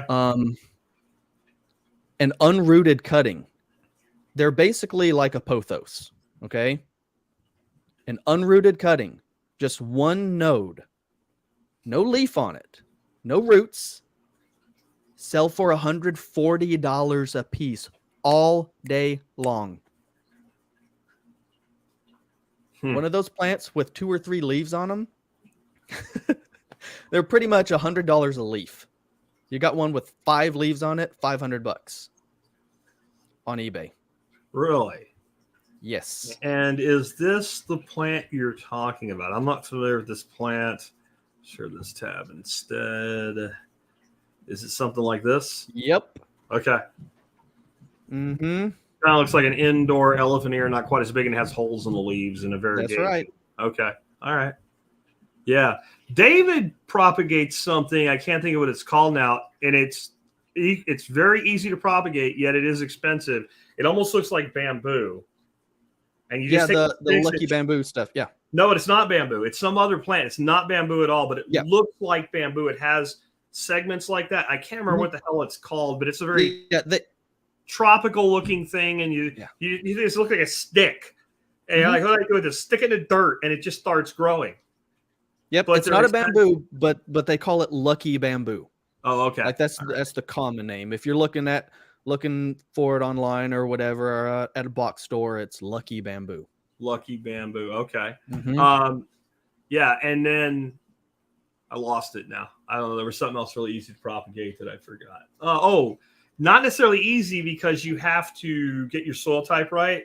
But what sells for a lot of money are like the various carnivorous plants, and like pitcher plants, you just propagate from division. Yep. I mean, and those are expensive, and you don't have as big a market. But the people that want those things, they really want it. They really want it. Another one that's not quite a question, but it really is a question. Gary, he meant cherry. Ground cherry seeds won't germinate. Tried in my style of hydro and seed starting cups. Everything else for him is doing great. My experience has been that when seeds don't start, usually some form of humidity dome is one of the humidity dome and heat, right? So an under heating pad heat and put a humidity dome, because like one of the things I always struggled with, I don't know about you, but celery, like, and my solution now is like celery seeds cheap. So you just throw like 100 of them in there and then they all sprout. But I've done as simple as like, if I have like a larger rack system, and I don't really have room to put in like a flat with a dome on it, I'll take those solo cups and put over all the ones that need it. I'll just put a piece of saran wrap. Yeah. And your germination goes way up from that. Any other thoughts on ground? Because I've never had trouble germinating them. I throw them in the garden and they grow. That's one of the funny things. Like ground cherry, I have a hell of a time getting them to grow. I've always had problem getting them to germinate. So, they're a tiny seed, and it ruins one of my methods for hard to germinate things because they're so little. But I have certain things that if they don't want to germinate, if it's a big enough hard seed like the python snake beans, I'll scarify those with a little sandpaper, soak them in water. But then you take the seeds that you're having trouble germinating, take like 3 or 4 layers of paper towel, wet that down, put your seed in the paper towel, fold it over, throw that in a Ziploc bag and close it. And then the perfect place to put it so you don't forget you've done this, that's nice and warm, is the top of your cable box. So every time you walk past your TV, you see that little, I need it. Because what will happen is it'll germinate really fast. And if it gets too far germinated, the roots start breaking. And as soon as those seeds start to send out a rootlet, then plant them. So I did that. I had some really old okra seeds, the Okinawan pink. And they just wouldn't germinate because they were like 4 years old or something like that. So I did that with them, and I got like 100% germination. I've had spinach not want to germinate. I've done that. Coriander is notoriously a pain in the ass to germinate. And what I found out is like one coriander seed's actually like 3. And so if you crack that seed like a little nut and you do that, you get that germination. So if you ever have trouble with anything germinating, that paper towel trick works really well. But ground cherry seed is so freaking tiny. I don't know that would work well. Yeah, I don't know. But I've done trouble. I've done that paper towel in a Ziploc bag trip before. Yeah, but the cable TV box is perfect. It's got warm emissions, and it's in a place that you'll see. Unless you have it hidden somewhere, it's a place you'll see it. Put it somewhere, you'll see it. The other place I've put it on top of my fish tanks, on top of the light, because the light emits warmth, and then that way, every time I walk in my office, there's this bag with a paper towel. Oh yeah, I need to check on that today. Otherwise, you open it up and it's all gone. Do you have ideas for sourcing large amounts of cold hardy perennial seeds for little to no cost? For little to no cost, then I'd be harvesting stuff that grows where you live. I would just figure out when they drop seed, and I'd go out there and collect the seed. You can use little vacuum cleaners to vacuum up a whole bunch of seed and then sift it and sort it later. If you're wanting to buy it, though, my go-to is Sheffield Seed Company. You know what's funny? Here's what's funny. Check this out. For those on the audio only, I was waiting for him to finish, and I've got the Sheffield website already up, and I brought it up on the screen. That is, yeah. There's nothing you can't find there that you can reasonably propagate with seed. And is it no cost? No, but if you look at something like Antonovka, you can buy pounds, and you can buy it by the pound. And what is the cost of one tree? It's I consider it low cost, not no cost. And, right. And I've always gotten good quality seed from them. And then don't hesitate to save stuff. Like Nick and I aren't going to grow apples because we're not in the right climate for it. But this idea that if you save an apple seed from a Fuji or something, you're going to get a terrible apple. Or don't you love this, Nick? It's going to turn into a crab apple. Like, that's not how that works. You won't get true to type reproduction, but you'll get an apple that's good for something. And if it makes a detestable apple, prune it back and graft shit onto it. Right. But, I mean, I've read all these books about like the old variety apples and where they all came from. And what homesteaders in this country did is they brought just tons of apple seeds with them when they went and set up their homestead. And one of the first things they planted from seed was apple orchards. And then they didn't worry that it wouldn't all be great for everything. And out of that 100 apples they planted, they'd have like 50 would live. And of that 50, they'd have a few that made great cider. And they'd have a few that made great eating, and a few that made great storage, and a few that made great vinegar. And they figured it out, and then they used them. So don't be afraid to save seed from produce, because and then certain stuff will reproduce true to type. The Antonovka apple, which I have determined will never produce here. It will grow here, it will live here, but it doesn't get cold enough. It's a Polish-Russian apple. But Bartlett pear, the true Bartlett will produce a completely edible pear. So don't be afraid to save that stuff either. And but I'm with you. Like, find the stuff that grows and go save the seed from the stuff that grows. Pecans, like everybody wants to see all these grafted pecans, but every pecan produces a good nut. Like, they just do. And I have found like the wild pecans tend to be a little sweeter, smaller but sweeter. Ronald says, I have sandy soil and the ants are epidemic. I don't use insecticides on my property. The moles love it and the birds love it, and everybody around me uses poison. Ants, Nick. Yeah, the Steiner Nema Carpocapsae is a nematode. Okay. For fire ants. Okay. And you'll basically just I think it's like right before it's going to rain or in the evening, you'll take your solution, you'll put it kind of in a hose end sprayer and spray it all over your property wherever those fire ants are, and those nematodes spread out and they look for the nests and they burrow into the larvae and the eggs and they eat them from the inside out. And so the fire ants, yes, I know, I love it too. The fires get eaten from the inside out. I think every living creature on the planet has a purpose, but the purpose of yellow jackets and fire ants are to be assholes. Yep. That's their that's the purpose that they serve. You know, people say they cultivate soil. You know, North America has tons of ants that do that too, that aren't fire ants, right? So I would also say don't hesitate to use a little organic toxin in the form of orange oil. Yep. When you have a colony that is really a problem in a bad area that you know you're going to step in or your kids are going to step in, about a tablespoon of orange oil per the gallon. My wife calls it murder juice. Yep. It works fast. And a big colony, you might have to hit it a second time, but it will knock back vegetation a little bit, but it doesn't last long. It doesn't persist, and it will kill any exoskeleton critter it comes in contact with. So we use it as a direct, not broad scale application. Yep. I did use the anti-fuego stuff where you add the molasses and the compost tea and all. I didn't see much of a difference, so I just went to straight orange oil. So. Yeah, that's what I do too. I'll do straight orange oil with a little bit of a natural soap, like a Castile soap. Yeah, and warm water and use that as a drench. But and that's what I've done for years. But it's a pain to lug that all over the place and drench each mound.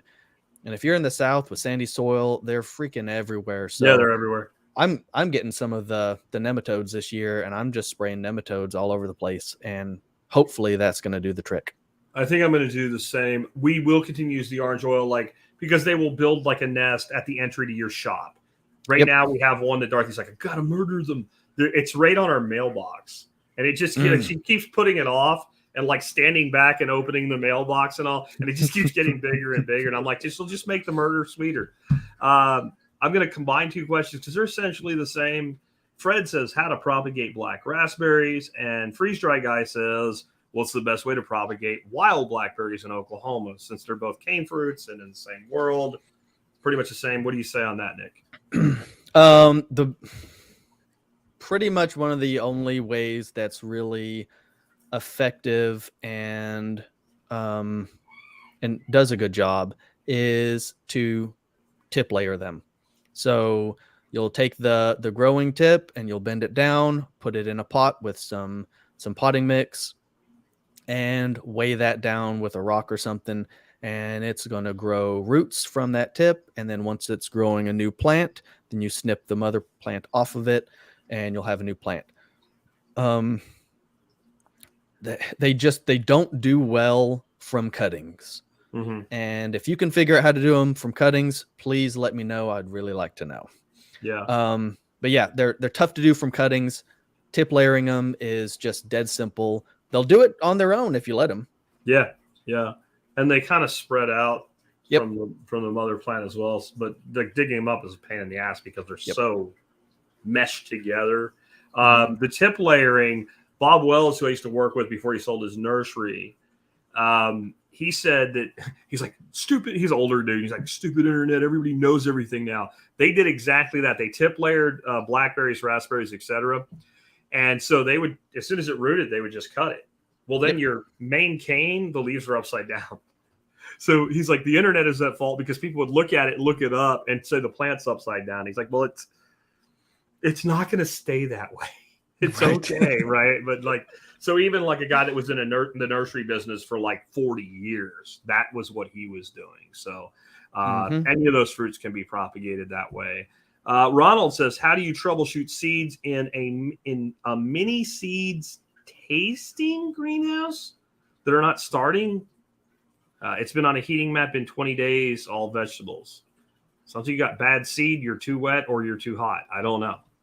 Yeah, that's what I'd say. You can be too wet, folks.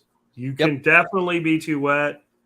You start seeing mildew, molds, algae growing on the surface of your soil. You're too wet. It's not common to be too warm, but you can be. He has a heating mat, but I will tell you the other thing. You can definitely be too cold. Yeah. You can definitely. Yeah, so it could be any number of things. It could be it's just getting too cold at night. Depends on where you are and where they're located. So it could be getting too cold at night. I tell you what I really like to do for starting my seeds, Jack. I've got a little temperature controller. I think it's Inkbird or something. Okay.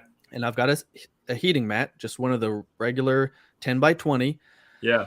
I put the heating mat on the back wall of a Okay. big cooler, like you'd take to go camping or fill it full of fish or whatever. Yeah. One of those big coolers. And I'll put that heat mat on the back wall, and I'll hook it up to the temperature controller, and I'll put all of my flats inside that cooler. Okay. And I'll shut it. And I will get tomatoes pop up in like 2 days. Yeah, because it's perfect.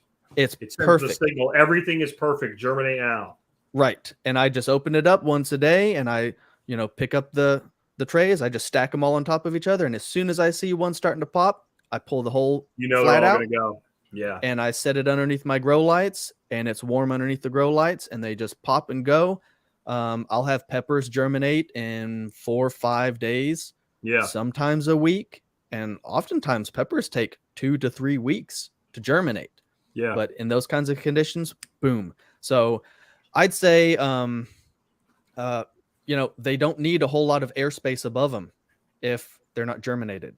So and they don't need a lot of light either because they're in the dirt. It's dark in there. That's right. So until they come out, they're good to go.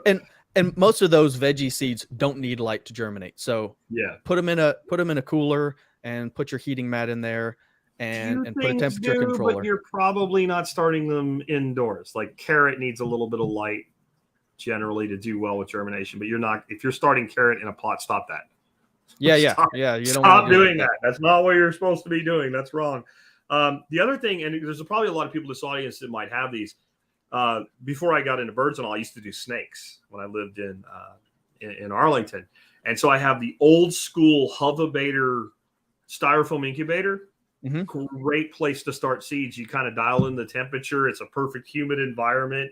And so instead of throwing it away, I used it for a number of years till the element in it finally crapped out to start seeds, especially stuff that needed some heat early on. That's so if great. you have one of those. Now I have the programmable ones, and there's not enough room in there to make it practical. But if you have a larger incubator that is not currently hatching birds, it could be hatching plants.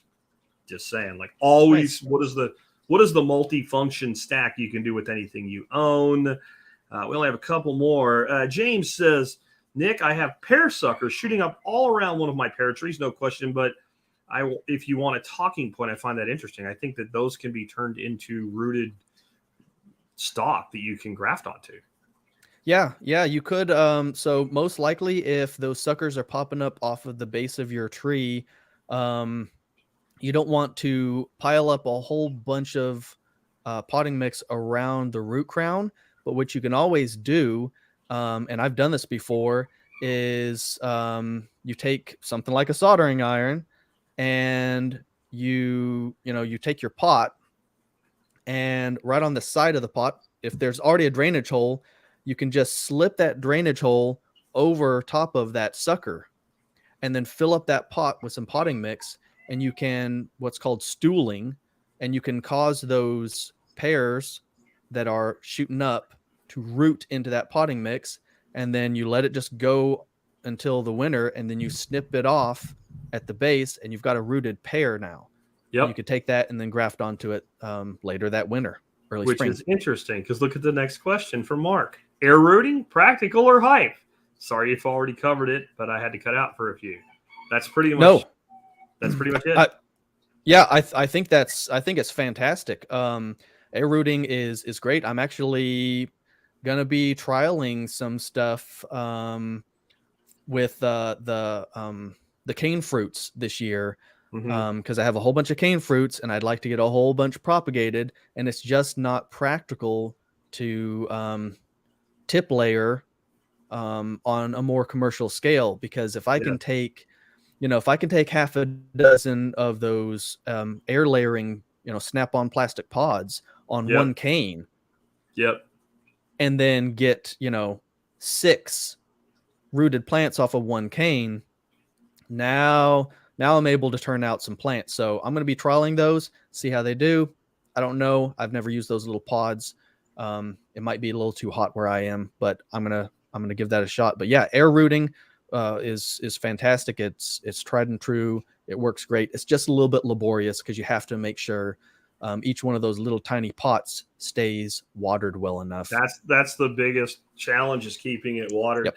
I've used water bottles, cut the bottom off, put them upside down over top, fill them up from the bottom, and wrap them in saran wrap. But you do have to, it is even kind of mostly closed up. It's hard to keep them moist enough to get that to do. And what Nick said about you don't want to pile dirt up on the tree to root suckers is true. And this is kind of what's happening and why you don't want to do it to the base of the tree. If you bury a tree, it will lose its bark. And if it doesn't rot and die, it will make roots. But that's the direction that goes.